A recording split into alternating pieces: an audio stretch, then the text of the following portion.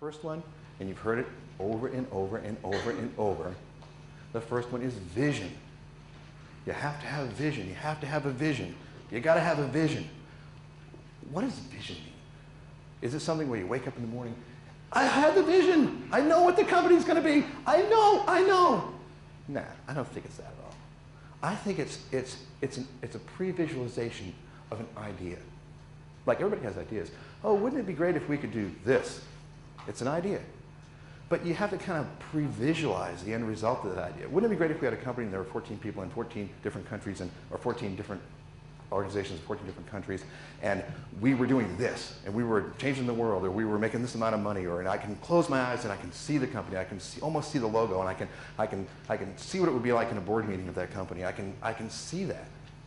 So you have to be able to pre-visualize the implementation of your idea. Because if you are able to pre-visualize the implementation, then in every decision you make, all along the way, you will be able to see how that decision changes the outcome and changes your pre-visualization. So you say, oh, do we take in more money now or do we take in less money now? Do we decide to go in this direction or do we decide to go in that direction? Do we bring in professional outside management or do we stay small? In every single one of those decisions, you can test it by just thinking it through. Okay, if we do this, is that going to get me closer to my end pre-visualization? And it's a great way to make decisions. And it really is a way, as you're weaving a course and you're going through the roadmap of your plan, to determine what is the right decision and what is the wrong decision. You also, these days, I mean, if this was 1999, I wouldn't have this in it, but these days, especially if if your definition of success was to make money, you didn't have to have a viable business model. But these days, you got to have a viable business model. You got to be able to show a way that you can make the company sustain itself and make a profit. That has to be part of the vision. And this is really important. I see a lot of people make this mistake.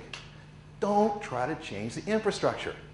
You say, oh, I've got a great, back in 1998, I've got a great idea, but everybody has to have broadband. If everybody has broadband, this will work great. Well, guess what? Nobody has broadband. It isn't going to work.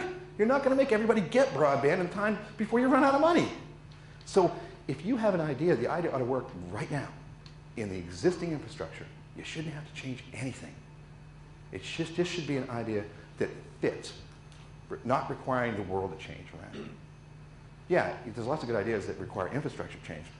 You'll never do them. You'll never get them implemented unless you have a ton of money.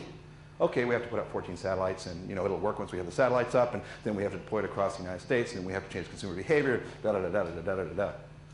That's really hard and extremely expensive. And there isn't a VC in the world, well, there might be a couple.